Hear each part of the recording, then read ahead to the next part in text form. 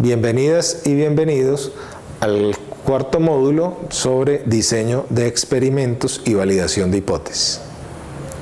En este módulo vamos a tratar de aclarar los términos y tener un lenguaje común de cómo se llaman las cosas cuando estamos haciendo un experimento.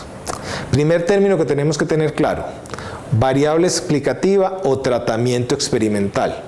Ustedes van a encontrar tres términos equivalentes. En algunos libros lo llaman tratamiento experimental, en otros lo llaman variable explicativa y en algunos libros antiguos lo llamaban como variable independiente.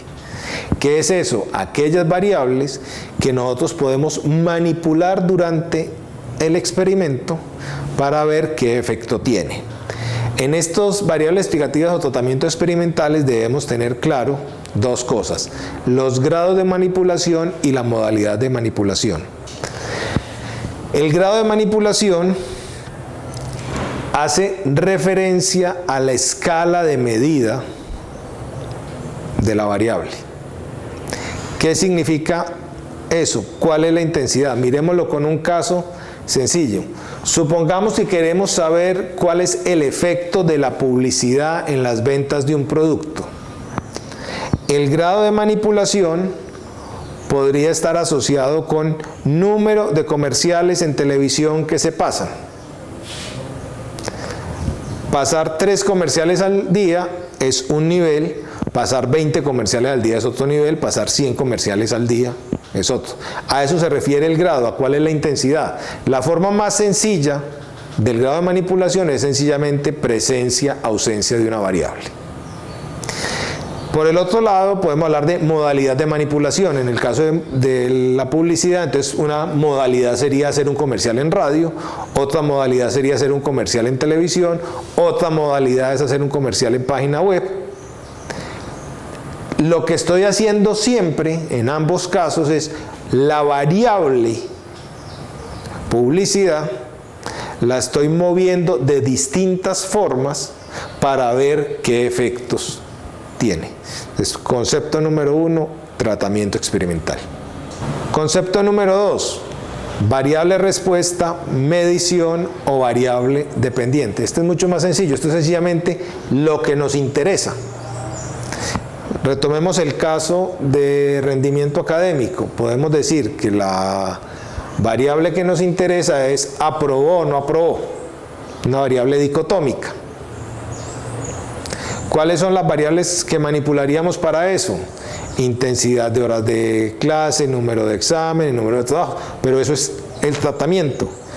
Lo que nos interesa aquí, que es la medición, es sencillamente la variable que es aprobado, no aprobado.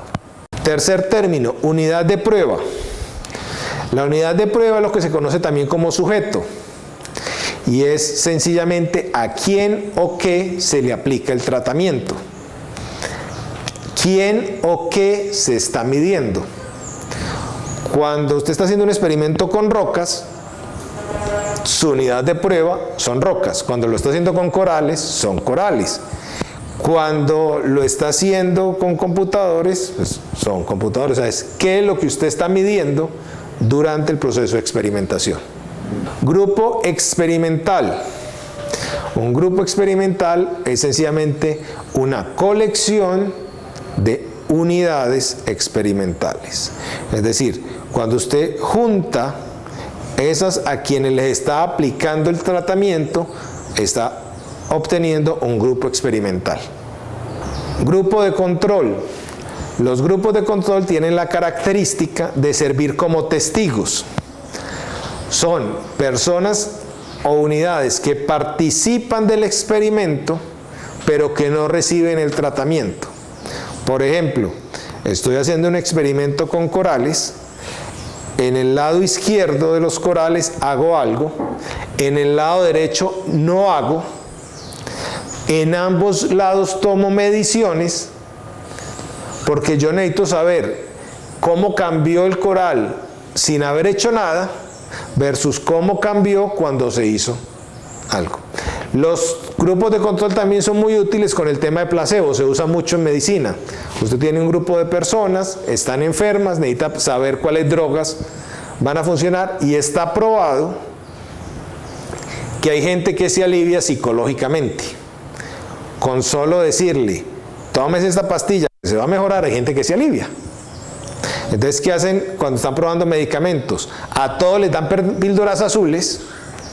Solamente los que administran el experimento saben cuáles son las píldoras azules que tienen principio activo y cuáles son píldoras azules que no tienen ningún principio activo.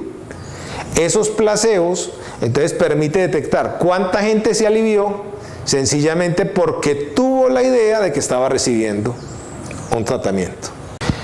Para hacer un adecuado control experimental se necesita que el grupo experimental y el grupo de control sean equivalentes. ¿Qué significa que sean equivalentes?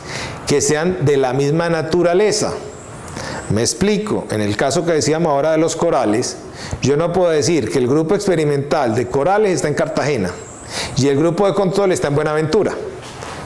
Porque es que esos corales no están en las mismas condiciones, no tienen la misma formación, no tienen las mismas características, no son grupos equivalentes para poder comparar sus mediciones y saber si el experimento está teniendo efecto o no está teniendo efecto. Si estoy haciendo un experimento con rocas y tengo grupo experimental y grupo de control, se necesita que estén en las mismas condiciones, ambas a la intemperie o ambas en un laboratorio. Ambas recibieron el aguacero, la luz, el movimiento, lo que sea, o ambas no lo recibieron. Cuando estamos haciendo experimentos con personas, entonces lo que tenemos que garantizar es que las personas son equivalentes. Yo no puedo aplicarle el tratamiento a una persona estrato 6 y ponerle el grupo de control a una persona estrato 1 y luego tratar de sacar conclusiones. Tengo que poner gente que está en las mismas condiciones socioeconómicas, intelectuales, etarias, etcétera, etcétera, para garantizar que como los grupos son equivalentes, los análisis que hago de resultados sean válidos. Variables controladas son las que no se modifican durante el experimento. ¿Qué significa esto? Usted está en el laboratorio y, por ejemplo, controla las condiciones de humedad, controla las condiciones de temperatura. Usted garantiza que durante el experimento esas variables no sean modificadas. Y al no ser modificadas, está asegurando que no afecten los resultados del experimento. También tenemos una cosa que llaman variables extrañas. La característica de la variable extraña es que son elementos desconocidos que pueden afectar el resultado del experimento. Como son extrañas y son desconocidas, pues no podemos hacer nada para prevenirlas. ¿Cómo sabemos que hay presencia de variables extrañas? Cuando tenemos los resultados y eso no cuadra por ningún lado, nos genera la intuición de, uno, algo hicimos mal en el protocolo, que estos resultados están descuadrados. O dos, todo el protocolo se aplicó adecuadamente y existen factores que no sabemos cuáles son, que tienen una incidencia en el resultado y que no están afectando lo que estamos haciendo. Tenemos que mirar además cuál es la validez del experimento. Entonces la validez puede ser interna y externa. La validez interna se refiere a que efectivamente estemos midiendo lo que queremos medir. Por ejemplo, yo estoy haciendo un experimento para probar qué dieta es más efectiva para que una persona adelgace. Y lo que hago es que le mido la estatura al iniciar el experimento y le miro cómo le cambia la estatura durante las distintas fases del experimento. Ese es un experimento que carece de validez interna porque la variable estatura no es la que refleja lo que estoy tratando de medir.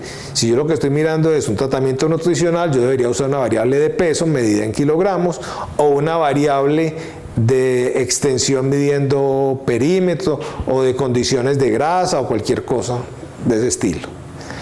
La segunda forma de validez es la validez externa y es qué tan extrapolables son los resultados, qué tan posible es que las conclusiones que yo saqué para ese grupo se puedan generalizar a otros grupos que no hicieron parte del experimento. ¿De qué depende la validez interna? De muchas cosas. Existe una primera cosa que se llama efecto historia. El efecto historia es la gente va viviendo y le van pasando cosas Y esas cosas que le van pasando pueden tener un efecto sobre el experimento. El efecto historia siempre es externo y va resultando de la memoria que pueden tener algunos sujetos dentro de lo que va pasando. Segunda cosa que nos puede afectar, la maduración. El efecto maduración es un efecto interno y tiene que ver con el agotamiento de la unidad muestral. Cuando usted llega y hace un examen y mide un resultado de aprendizaje, y luego a los 15 días hace el mismo examen, y al mes hace el mismo examen, el factor sorpresa del examen disminuye, ya la gente le ha cogido el tiro a un poco de cosas y es posible que mejoren los resultados, no porque la gente haya aprendido, sino porque ya le cogió el tiro a lo que es el examen. Cuando usted está haciendo pruebas de resistencia y hace muchas pruebas de resistencia sobre el mismo elemento, puede que vaya agotando la capacidad de resistencia del material y en un momento dado se produce la fractura, no por lo que hizo en el experimento, sino por el efecto de historia acumulada que tiene en ese material.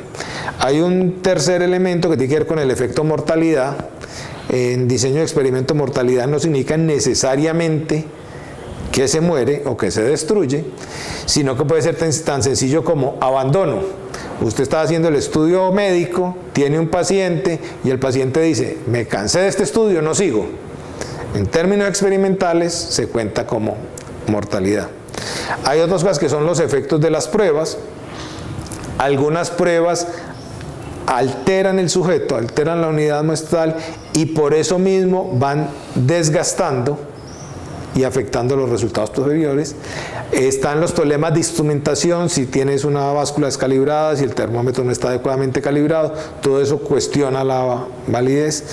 El tema de selección, cómo se definió a quién se le aplicaba el tratamiento y a quién no se le aplicaba el tratamiento.